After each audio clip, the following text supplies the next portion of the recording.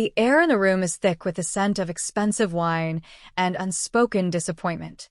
It hangs between us, a ghost at the dinner table. Mark swirls the deep red liquid in his glass, the crystal catching the dim, artfully placed light from the chandelier above. He hasn't looked at me, not really, for the past 10 minutes. He's been looking at a spot just over my shoulder, as if addressing the beautifully curated gallery wall behind me. It's a wall I designed, a collection of prints and sketches I spent months arranging. A wall he now uses as a backdrop for his silent dismissals. My fork feels heavy in my hand. The perfectly cooked salmon suddenly tasteless, a lump of pink flesh I can't bring myself to swallow. I'd spent the afternoon preparing this meal, a small celebration for his latest promotion. Another step up the ladder for him. Another evening of me playing the supportive, smiling wife. I clear my throat, the sound unnaturally loud in the quiet dining room. I was thinking. I begin, my voice a little rough from disuse. The old studio space upstairs. I was thinking of clearing it out. Maybe starting to paint again. He finally brings his eyes to meet mine. They're the color of cold steel, and for a moment, I see a flicker of the man I married, the ambitious, driven boy with fire in his eyes. But it's gone in an instant, replaced by something else. Something tired and faintly annoyed. He takes a slow sip of his wine, lets it rest on his tongue as if contemplating a complex business deal, then swallows. "Ilara," he says, his voice smooth, practiced, the one he uses on junior associates he's about to fire. "Painting. That's nice. A nice little hobby." "It wasn't a hobby, Mark," I say, my voice firmer than I expect. "It was my career. Before we decided it was better for me to focus on supporting yours." He sets his glass down with a soft, definitive click. A small smile plays on his lips, but it doesn't reach his eyes. It's a smile I've come to dread. It's the prelude to a carefully worded execution. "And I appreciate that," he says, nodding slowly. "Ida. "You've been incredible. The perfect partner. But you have to be realistic. That world, the art world, it's for the young. It's for people in their prime." He leans forward slightly, his voice dropping to a conspiratorial whisper, as if letting me in on a sad, unavoidable secret. "And you, my love, you're a little past that, don't you think?" The words don't crash over me like a wave. They slide into my bloodstream like a poison, slow and silent and utterly devastating. "Past my prime." Each word is a perfectly polished stone, dropped into the placid surface of my life, the ripples spreading outwards, distorting everything.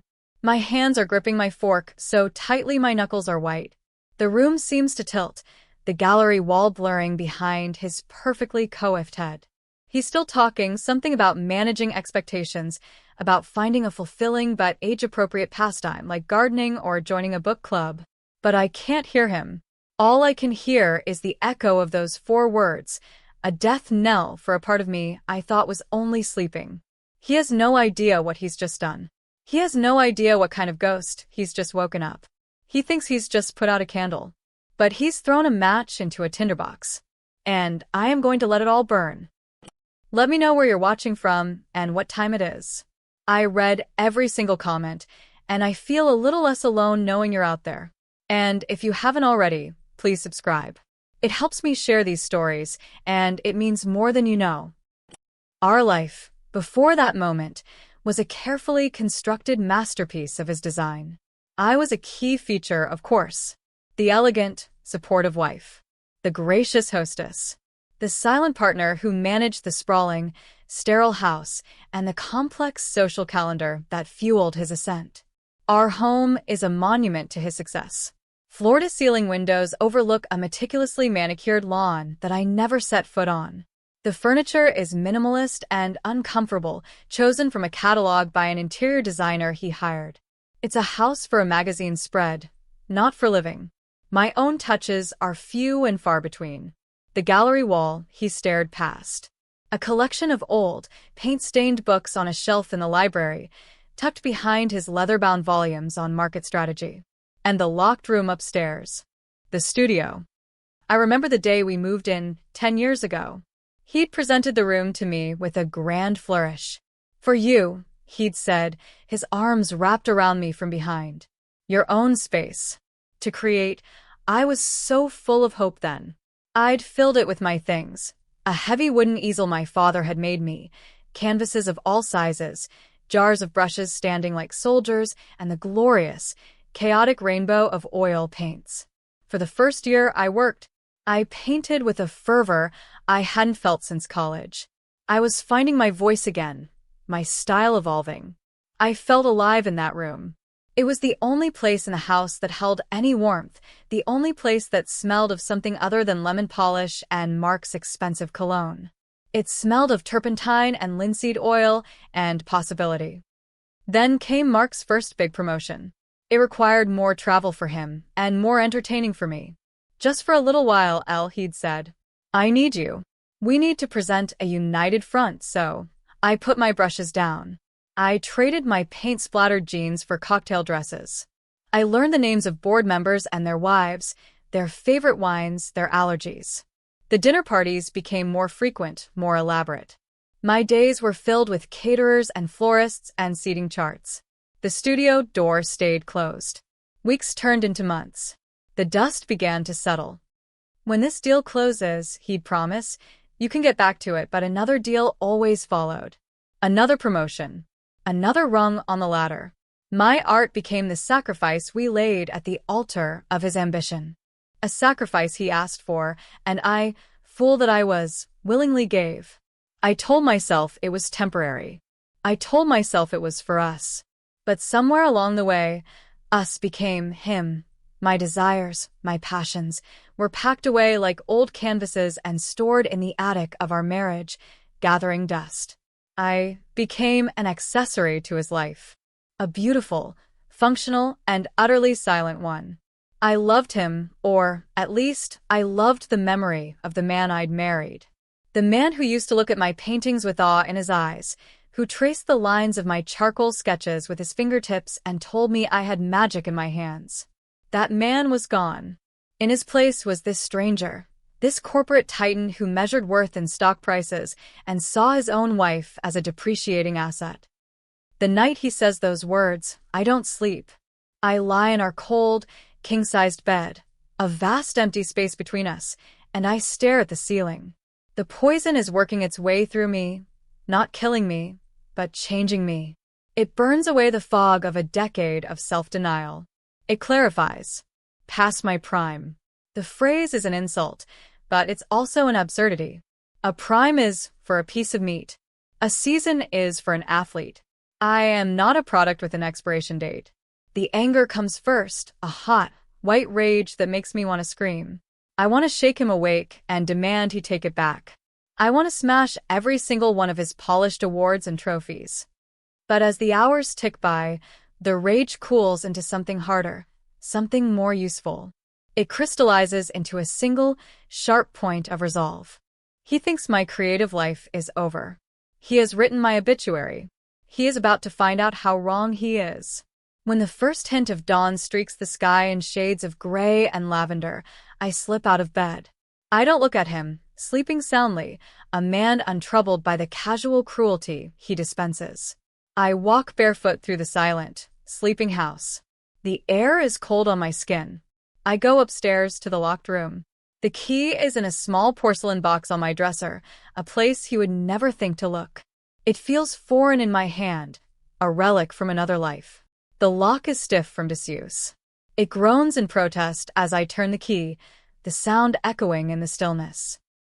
I push the door open. A curtain of dust hangs in the air, illuminated by the weak morning light filtering through the grimy window. The smell hits me first. Not the vibrant scent of oil and turpentine I remember, but the dead, flat smell of dust and neglect. My easel stands in the center of the room, shrouded in a white sheet like a ghost. Canvases are stacked against the wall, their faces turned away in shame. My brushes are stiff and dry in their jars. It's a tomb, a monument to a life I let die. A wave of grief washes over me, so powerful it makes my knees weak. I lean against the doorframe, tears blurring the pathetic scene. This is what he did to me. No, this is what I let him do. This is the life I accepted. I stand there for a long time, just breathing in the dust of my own forgotten dreams. And then I take a step inside. My bare foot leaves a clean print on the dusty floor. It's the first mark I've made in this room in almost a decade. I walk to the easel and pull off the sheet. It billows to the floor in a cloud of gray. The wood underneath is still good, still strong. I run my hand over it. This was a gift from my father. Never let anyone tell you your hands are for anything but creating, he told me when he gave it to me. I had let Mark tell me my hands were for holding champagne flutes and applauding his speeches. I spend the rest of the day in that room. I don't clean. I don't organize. I just sit. I touch things. I open a tube of ultramarine blue, and the rich, familiar scent fills my lungs. I uncap a bottle of linseed oil. I run my fingers over the rough texture of a blank canvas. I am reacquainting myself with the pieces of my own soul. Mark leaves for work without a word. He probably assumes I'm sleeping in, sulking after his little truth bomb last night. Let him. Let him think I'm weak. Let him think I'm defeated. By evening, the room is no longer a tomb.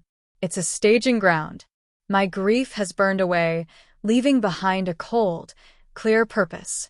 I am not going to start painting again as a hobby. I am not doing this to prove him wrong. I am doing this to save my own life. My first attempts are clumsy, painful. My hands feel like they belong to someone else. The brushes are awkward, the paint refusing to bend to my will. I try to sketch, but my lines are hesitant, shaky. The confident flow I once had is gone. It's like trying to speak a language I haven't used in 10 years. The words are there, buried in my mind, but my tongue can't form them.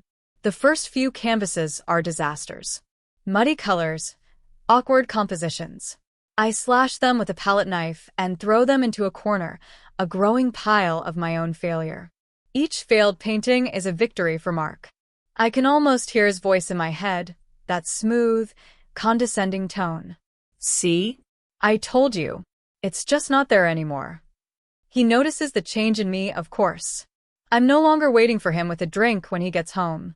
The elaborate dinners have been replaced by simple meals I eat in the kitchen before he even walks through the door. I spend my evenings upstairs, in the studio. He tries to be supportive in his own toxic way. He'll pop his head in, a fake, encouraging smile on his face. "How's the little project coming along?" he'll ask, his eyes scanning the mess, the failed canvases, a flicker of satisfaction in his gaze. He thinks it's a phase. A little midlife crisis I'll get over, once I realize he was right. He buys me a new set of cheap, student-grade acrylics. "Thought these might be easier for you to start with," he says, as if I'm a child with a new coloring book. I thank him through gritted teeth and leave the box untouched in a corner. He's not supporting me. He's managing me. I need help. I need a voice other than his in my head. I dig out my old laptop and start searching. Art classes, workshops, anything. But my confidence is shot. The idea of showing my clumsy, pathetic new work to a room full of strangers is terrifying. Instead, I find an old email address. Sophia, my best friend from art school, the maid of honor at my wedding. We'd drifted apart over the years, a casualty of my new life and her burgeoning career as a gallery curator in the city. I stare at the compose button for an hour, my finger hovering over the mouse. What do I even say? Hi, remember me? The friend who vanished into a perfectly decorated prison for 10 years? My husband says I'm expired, and I think he might be right. Help. Finally, I just type. I tell her everything. The studio, the dust, the failed paintings, the words he said. I don't edit it. I don't try to sound strong. I just pour out a decade of silent frustration and shame into an email and hit send before I can lose my nerve. I don't expect a reply, not right away. She's busy, important. She has her own life. But my phone buzzes less than 20 minutes later. A simple message. My gallery. Tomorrow. 11 Uhr morgens. Don't be late. The gallery is all white walls and polished concrete floors. It's intimidating, a temple of modern art where I feel like a fraud. Sophia is standing by a massive, abstract sculpture, all sharp angles and gleaming metal. She looks incredible. She has a severe black haircut and is wearing an architectural dress that probably costs more than my car. She looks powerful. She looks like she's in her prime. She doesn't hug me. She just gives me a long, searching look, her eyes taking in my sensible suburban clothes, my hesitant posture. "You look tired," is the first thing she says. "I am," I admit. "Sophia, show me," she says, cutting me off. She leads me to a small, private viewing room in the back. "You brought something, right?" My stomach plummets. I hadn't. I was too ashamed. "No, it's all terrible." She sighs, a sound of profound impatience. "Alara, I didn't ask if it was good. I told you to show me. Go home. Get the best of the worst. And get back here." I'll wait. There's no arguing with her. I drive home in a daze, my hands shaking on the steering wheel. I go up to the studio, to the pile of failures in the corner. The best of the worst. It feels like an impossible task. They're all so bad. But I pick one. A dark, moody landscape that's overworked and muddy, but has a spark of something in it. A flicker of emotion. I wrap it in an old sheet and drive back to the city, feeling like I'm on my way to my own execution. Sophia unwraps it and puts it on a viewing easel under a professional gallery light. She doesn't say anything for a long time. She just looks, her head tilted, her expression unreadable. The silence is excruciating. "It's bad, I know," I finally whisper, unable to stand it anymore. "Yes," she says bluntly. "It is. Your technique is gone. Your composition is a mess. Your color theory is a joke. Each word is a slap." "But," she continues, pointing to one small corner of the canvas, a patch of deep, turbulent blue. That right there. That's you. The rest of this is a decade of fear and rust and listening to a man who thinks art is a hobby, but that little patch of blue, that's the artist I knew. She's still in there. She's just buried under a lot of expensive, beige bullshit." She turns to face me, her eyes hard. "Mark said you're past your prime?" she scoffs. "An artist's prime isn't a number. It's not about being young and fashionable. It's about having something to say. And let me tell you, Alara, after 10 years of silence, you have a hell of a lot to say. Now, the question is, are you going to keep whispering it in a dusty room, or are you going to start screaming?" That conversation is the first crack of light in a decade of darkness. Sophia's brutal honesty is the antidote to Mark's poisonous platitudes. I go home, and for the first time, I don't just see the mess in my studio. I see the potential. I take the cheap acrylics Mark bought me, and I throw them in the trash. I use my own money, the small personal allowance he deposits into my account each month, to buy one new tube of professional-grade oil paint. Just one. A brilliant, defiant cadmium red. I start over. Not by trying to paint like I used to, but by trying to paint how I feel. The anger, the grief, the betrayal, the tiny, flickering flame of hope. The canvases are still a struggle, but now they're an honest struggle. They're not failures anymore. They're exorcisms. My work starts to change. It becomes darker, more abstract, more emotional. I stop trying to paint pretty pictures. I paint the ugliness I feel inside. I paint the coldness of my marriage, the suffocating silence of my home. I work with a desperate intensity, forgetting to eat, forgetting to sleep. The studio becomes my sanctuary and my battlefield. And slowly, painstakingly, something starts to happen. My hands start to remember. The lines become more confident. The colors start to sing instead of scream. I am finding my voice again. And it is a roar. Mark's condescension begins to curdle into something else. Suspicion. He doesn't like the new fire in my eyes, the paint permanently stained under my fingernails. He doesn't like that I'm no longer available at his beck and call. My hobby is taking up too much time, too much of me. "Don't you think you're overdoing it a little?" he asks one night, standing in the doorway of the studio. He looks at a new piece I'm working on, a chaotic swirl of black and gray with a single, violent slash of red through the center. It's all a bit angry, isn't it? A little depressing. I'm painting what I know, I reply, not looking up from my canvas. His attempts at sabotage become less subtle. He starts scheduling important dinners with his clients on short notice, expecting me to drop everything and play the hostess. When I refuse, saying I have to work, he acts wounded, betrayed. But Alara, this is for us.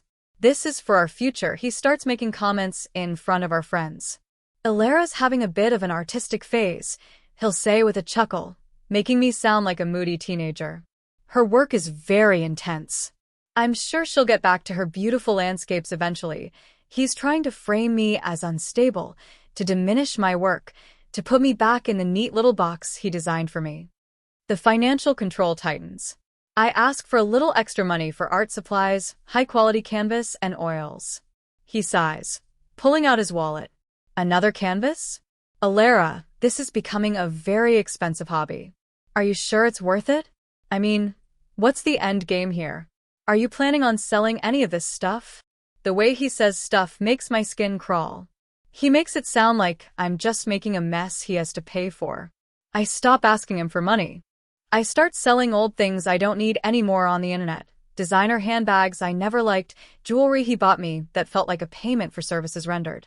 Each sale is a small taste of freedom, a secret fund for my rebellion. Sophia becomes my lifeline. I send her photos of my new work. Her feedback is always sharp, honest, and unerringly insightful. She pushes me. More, she'll text back. Go deeper. Don't be afraid of the ugly. One day, she calls me, her voice electric with excitement. I showed some of your new pieces to a friend. A collector. He's interested. He wants to do a studio visit. Panic seizes me. A real collector? In my house? In my dusty studio? With Mark here? I can't, Sophia. Mark would. Mark doesn't have to know, she says, her voice firm. He has a business trip next week, doesn't he? He's in Chicago from Tuesday to Friday. The collector, Mr. Sterling, can come on Wednesday. It's a perfect opportunity. A terrifying, thrilling, stomach-churning opportunity. For the first time, my work might be seen by someone who isn't my husband or my best friend. It might be validated. It might be real. I agree, my heart pounding in my chest. The week leading up to the visit is a nightmare of anxiety. I clean the studio, scrubbing the floors, washing the windows. I carefully select the pieces I want to show, arranging them to tell a story, the story of my reawakening. The night before Mark is due to leave for Chicago, he drops a bomb. Change of plans, he says casually over dinner. The Chicago trip is off. They're coming here instead. Big meeting at the house tomorrow. And a dinner tomorrow night. I need you to be on point. I'll clear your schedule. I stare at him, my blood running cold. Tomorrow? Mark, I can't. I have something important planned. He laughs. A real, genuine laugh, as if I've just told the funniest joke in the world. Something important? More important than a multi-million-dollar deal? What is it? A meeting with your book club? He doesn't even wait for an answer. Whatever it is, cancel it. I need the house perfect, and I need you by my side. This is non-negotiable. He's done it on purpose. I don't know how, but he must have found out. Maybe he saw an email, overheard a phone call.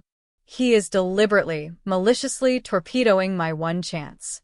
This isn't just sabotage anymore. This is a declaration of war. That night, I lie in bed, rigid with fury. The rage is so intense it feels like a physical presence in the room. He has me trapped. If I defy him, he'll create a scene that will not only ruin his deal but also humiliate me in front of the collector. If I submit, I lose my only opportunity, proving him right. That I'm just a hobbyist. That my work, my passion, is secondary to his ambition. All seems lost. I feel the walls of this beautiful house closing in on me, suffocating me. I am his prisoner. I almost give up. I almost text Sophia to cancel, to tell her Mark was right, that I am past my prime, that my time is over. I sit on the floor of my studio in the dark, surrounded by my paintings. They feel like my children, and I am about to let them die without ever seeing the light of day. I look at the piece he hated so much, the swirl of black and gray, with the slash of red. It's a painting of despair, but that red line, it's not just violence. It's life. It's a heartbeat. It's defiance. And as I stare at it, a new feeling begins to replace the despair. Not hope, not yet. Something colder. Something harder. A diamond-sharp clarity. He thinks he's won. He thinks he can control my world. But there's one part of my world he doesn't even know exists. A part he has unknowingly fed and nurtured for years with his own arrogance. My mind flashes back, not to my art, but to his work. Over the years, I'd been more than just a supportive wife. In the early days, when his marketing firm was just getting started, I was his unofficial creative consultant. He'd bring home briefs, spread them out on the kitchen table, and I'd help him brainstorm. I'd sketch out logos, suggest color palettes, come up with taglines. My ideas were good. Really good. I had a knack for it, for boiling down a complex brand identity into a single, powerful visual or phrase. He always took the credit, of course. We had a breakthrough at the office, he'd say. It never occurred to me to ask for anything more. I was helping my husband. I was helping us. As his firm grew, he stopped bringing work home. He had a whole team for that now. I forgot all about it. But my old notebooks, they were still in the studio, packed away in a trunk in the corner. I stand up, my body moving with a new, strange purpose. I walk to the old leather trunk and lift the heavy lid. Inside, tucked beneath old sketchbooks filled with life drawings and landscapes, are the notebooks from that era. Hardbound, black moleskins. I pull one out. The pages are filled with my handwriting, with my drawings. Ideas for campaigns, brand strategies, conceptual sketches. I flip through them, a strange sense of detachment washing over me. And then I see it. It's a concept for a luxury watch brand. A campaign built around the idea of timeless. I'd sketched out a whole storyboard. A series of stark, black and white photos. A man's weathered hand next to a young boy's. An ancient tree. A crumbling stone wall. The tagline I'd written in the margin. Style is temporary. Substance is timeless. I remember being so proud of it. I'd shown it to Mark. He'd glanced at it, distracted. It's a little pretentious, don't you think? He'd said. A bit too artsy. The client wants something punchy. I'd been crushed. I put the notebook away and never looked at it again. But I'm looking at it now. And I'm also thinking about Mark's firm's biggest recent success. The campaign that won them a dozen awards and landed them the massive client he's meeting with tomorrow. A campaign for a luxury watch brand called Eternus. A campaign that used stark, black and white photography. A campaign that featured images of intergenerational hands, ancient trees, and crumbling ruins. A campaign with the tagline, Fashion fades. Legacy is eternal. My blood turns to ice water in my veins. It's not just similar. It's a direct, shameless theft. He didn't just dismiss my idea. He filed it away, waited years, and then presented it as his own. I frantically grabbed the other notebooks. I flip through the pages, and my horror grows. It's all there. A dozen of his firm's most successful, award-winning campaigns from the last 5 years. The concept for the minimalist sneaker brand that went viral. The rebranding for the organic food company. The tagline for the electric car that was plastered on billboards across the country. All of them, born in these notebooks, sketched in my hand, and then dismissed, belittled, and forgotten by me, but not by him. He hadn't just let my art die. He'd been harvesting its corpse for profit. He told me I was past my prime while he was actively building his empire on the foundations of my prime work. The anger I felt before was a flickering candle flame compared to the inferno that erupts in my chest now. This is not just betrayal. This is a heist. He has stolen a decade of my creativity, my intellectual property, and sold it to the highest bidder, all while keeping me trapped and telling me I was worthless. The despair is gone. The fear is gone. All that's left is a cold, terrifying calm. I know exactly what I have to do. The meeting tomorrow is not a disaster. It's an opportunity. An opportunity he has handed me on a silver platter. I call Sophia. The studio visit is off, I say, my voice steady. But I need you to do something for me. I need you to get me a meeting. Today. Not with a collector. With the CEO. The CEO of Phoenix. Mark's biggest competitor. There's a pause on the other end of the line. Ilera, that's impossible. They're a global firm. You can't just get a meeting with their CEO. You can if you tell him you represent the anonymous creative genius behind all of Mark's most successful campaigns, I say. Tell him I'm ready to come out of the shadows. And tell him I'm bringing my portfolio. The next few hours are a blur of focused activity. I don't sleep. I scan pages from my notebooks. I pull up the corresponding campaigns from Mark's firm online. I create a side-by-side presentation that is irrefutable. My original sketches next to their final, award-winning ads. My handwritten taglines next to their billboards. The paper trail is undeniable. It's a story of a ghostwriter who is about to come back and haunt the man who stole her voice. Sophia works her magic. She calls in every favor she's ever been owed. By 9 a.m., I have a meeting. An emergency, off-the-books meeting at 4 p.m. with the CEO of Phoenix, a notoriously ruthless and brilliant woman named Evelyn Reed. Mark is in his element all morning. He's barking orders into his phone. His team is setting up a high-tech presentation in our living room. He's so consumed by his own importance, he barely registers my presence. He sees me dressed in a sharp, black pantsuit, a portfolio case in my hand, and just assumes I'm heading out to run errands for his big night. "Pick up the good scotch, will you?" he says, not even looking at me as I walk out the door. "And make sure the caterers use the Riedel glasses, not the cheap ones." "Of course, darling," I say, my voice dripping with a sweetness that is pure poison. "Whatever you need." The Phoenix headquarters is a skyscraper of black glass and steel that seems to pierce the clouds. It's a fortress. Evelyn Reed's office is on the top floor. She is a woman who radiates an almost terrifying level of competence and power. She doesn't offer me coffee. She doesn't engage in small talk. She just gestures to the chair opposite her massive desk and says, "Sophia made some very bold claims. You have 10 minutes to convince me they're true." I don't say a word. I just open my portfolio case and lay out the presentation on her desk.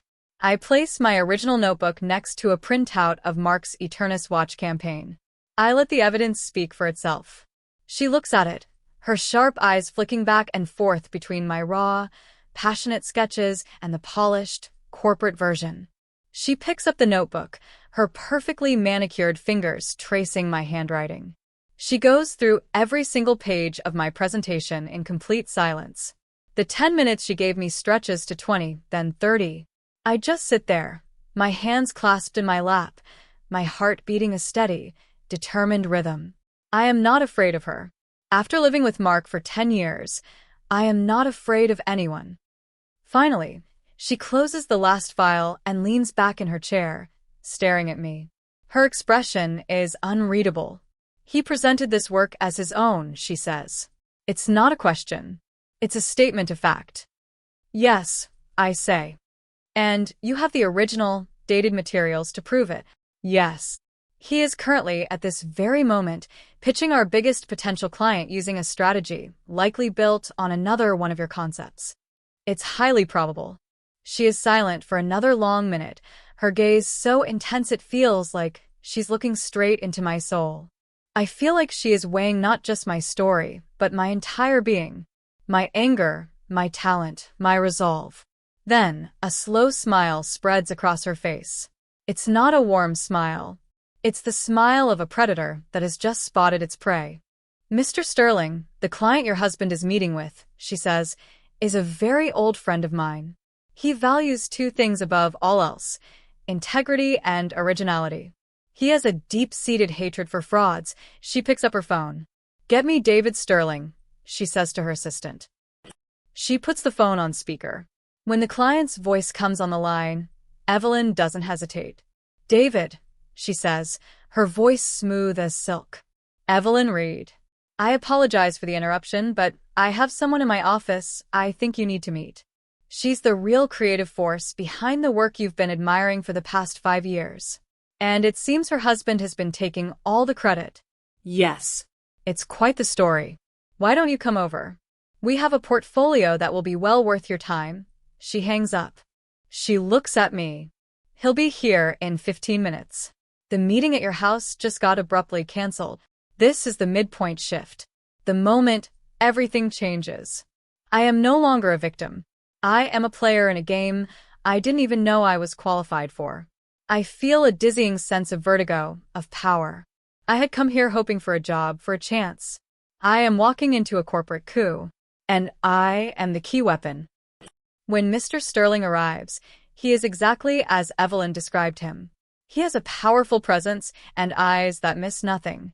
He listens to my story, examines the evidence with the same forensic intensity as Evelyn. He doesn't say much, but I can see a storm brewing in his eyes. He is a man who has been lied to, and he is not pleased. By the time I finish, the atmosphere in the room is electric. Evelyn and Sterling exchange a look. It's a look of mutual understanding, of a shared killer instinct. This isn't just a portfolio, Sterling says, his voice a low rumble. This is a narrative. A powerful one. Betrayal, authenticity, reclamation. He looks at me. Your husband didn't just steal your ideas, Mrs. Croft. He stole your story. And your story is infinitely more valuable than any tagline. Evelyn leans forward, her eyes gleaming. I agree. We're not going to just hire you, Alara. We're going to build a campaign around you. Not just your work. You. We'll launch a new creative division at Phoenix, with you as the executive creative director. And our first global campaign will be to tell your story. We'll call it Prime. We will redefine the word. It's not a thing you lose. It's a thing you claim. I am speechless. This is beyond anything I could have imagined. I came here seeking justice, a small measure of revenge. They're offering me an empire. They're offering me a platform to not just reclaim my life, but to broadcast my victory to the entire world. The next few weeks are a whirlwind. I move out of Mark's house while he's on a hastily arranged business trip to do damage control after Sterling walked out on him. He has no idea what's coming. He thinks he just lost a client. He has no idea he's about to lose everything. He calls me, leaving angry, then pleading voicemails. I don't answer. I let them all go to voicemail, a growing collection of his unraveling. My lawyers, paid for by my new, ridiculously generous signing bonus from Phoenix, handle everything. At Phoenix, I am given a corner office with a view of the entire city. I have a team. A brilliant, hungry, creative team who look at me with respect, with awe. They know the story. Evelyn made sure of it. I am not just their boss. I am a legend in making. We work around the clock, fueled by coffee and a shared sense of purpose. We are not just creating an ad campaign. We are crafting a weapon. We use my story, my actual paintings, my original sketches. We tell the truth, elegantly, powerfully, and without mercy. The centerpiece of the campaign is a series of short films, beautifully shot, telling my story without ever mentioning Mark by name. He is just a shadow, a faceless representation of every person who has ever told someone they were not good enough. And the campaign culminates in a single, massive, global launch event. A takeover of Times Square. The day of the launch, I am in New York. I'm not in the Phoenix office. I'm in a hotel suite across the street, with Sophia by my side. We have a perfect view of the biggest billboard in Times Square. It's currently dark, a blank canvas waiting for its masterpiece. Mark is also in New York. I know this because a mutual friend, someone who still hasn't picked a side in the war, told me. He's here for a make-or-break meeting, a desperate attempt to salvage his firm's reputation after losing the Sterling account. He is a man on the edge, fighting for his life, completely oblivious to the fact that the executioner's axe is already falling. My phone buzzes. It's a text from Evelyn. 5 minutes. Sophia squeezes my hand. Are you ready? She asks. I look out the window at the swirling chaos of Times Square, the river of yellow cabs, the sea of people. I think of the dusty studio, of the man who told me I was invisible, worthless. I think of the woman I was and the woman I have become. I've been ready for 10 years, I say. The countdown begins. The smaller screens around the square start to flicker with our campaign teasers. Abstract flashes of my paintings. The words reclaim, redefine, reignite. Then the main screen, the big one, starts to glow. It's not an ad. It's a portrait. A massive, high-definition photograph of me. It's not a glamour shot. It's a picture of me in my studio, my face streaked with paint, my hair a mess, my eyes looking directly into the camera with an expression of fierce, unshakable defiance. I look powerful. I look dangerous. I look free. And then, the words appear next to my face, 50 feet high, in a clean, elegant font. First, my name, Alara Croft. And then the tagline. The two words that are both a promise and a verdict. Past. Your. Prime. It's a masterstroke of psychological warfare. We've taken his insult, his weapon, and turned it into my brand, my crown. It's a challenge to the world, a declaration of independence. The crowd below starts to notice. Phones are coming out. People are pointing. The image is being broadcast around the world. My phone rings. It's the mutual friend, Alex. His voice is panicked, breathless. Oh my God, Alara. Are you seeing this? What is going on? I am, I say calmly. Where's Mark? He's here. We were just walking through Times Square to get to his meeting. He saw the commotion. He looked up. Alex's voice trails off. I can hear shouting in the background, the sounds of a crowd. Alex? What's happening? I ask, my heart starting to pound, a cold, clinical thrill running through me. He just stopped. In the middle of the sidewalk. He's just staring. His face. Alara, I've never seen him look like that. He's white as a sheet. There's a pause, then a sharp intake of breath. Oh God. He's falling. Mark just collapsed. Somebody call an ambulance. He just collapsed. I hang up the phone. I don't feel triumph. I don't feel joy. I feel a profound, empty quiet. Sophia is looking at me, her eyes wide. I turn from the window, from the sight of my own face looming over the city, like a vengeful goddess. The man I once loved, the man who built his kingdom on my stolen dreams, is now a crumpled heap on a dirty New York sidewalk, felled by a photograph. It's a brutal, cinematic, and perfectly just ending to our story. The war is over. I have won. The aftermath is not as explosive as the climax. It's a slow, quiet rebuilding. Mark survives, of course. The collapse was attributed to a panic attack, to extreme stress. His firm, however, does not survive. The story goes viral. It's not just an ad campaign. It's a cultural moment. Every major news outlet picks it up. The narrative is too compelling. The brilliant, hidden female artist, the gaslighting husband who stole her work, the triumphant reclamation of her own name. My notebooks, my evidence, are leaked to the press by an anonymous source at Phoenix. Mark is exposed not just as a faithless husband, but as a professional fraud. His clients leave in droves. His partners force him out. The empire he built crumbles to dust in a matter of weeks. Our divorce is swift and silent. With the mountain of evidence I have against him, he doesn't fight. He has no leverage. He signs whatever my lawyers put in front of him. I take the house, not because I want to live in it, but because I want to dismantle it. I sell it, along with all the cold, minimalist furniture and the monuments to his ego.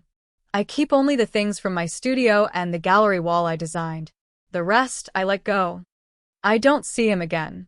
I hear things through the grapevine. That he moved away, took a low-level consulting job somewhere in the Midwest. That he is a ghost of the man he once was. I find I don't care. My anger has been spent. My need for revenge has been satisfied. Thinking about him now is like trying to remember a character from a book I read a long time ago. The emotional connection is gone. He is no longer the villain of my story. He is just a footnote. My life now is full. It is loud and messy and vibrant and entirely my own. I am the executive creative director at Phoenix, and I love my job. I lead a team that respects me, and we do work that is meaningful and authentic. The Prime campaign wins every award imaginable, not just for its creativity, but for its cultural impact. It sparks a global conversation about age, about visibility, about the power of women to reclaim their own narratives. I become a spokesperson, a symbol for something much bigger than myself. But my true home is the studio. I buy a loft in the city, a huge, open space with high ceilings and massive windows that flood the room with natural light. It smells of turpentine and linseed oil and possibility. I paint every day.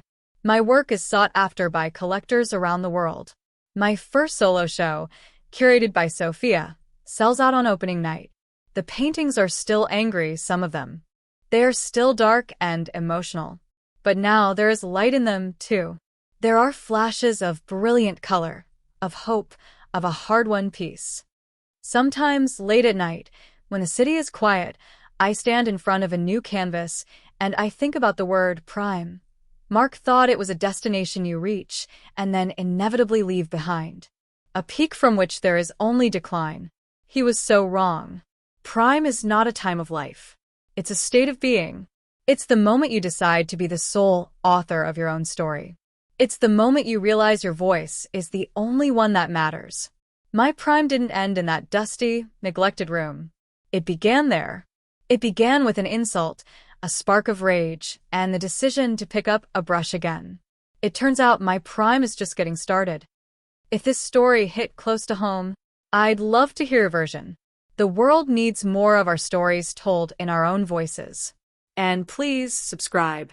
It helps bring more of these to life.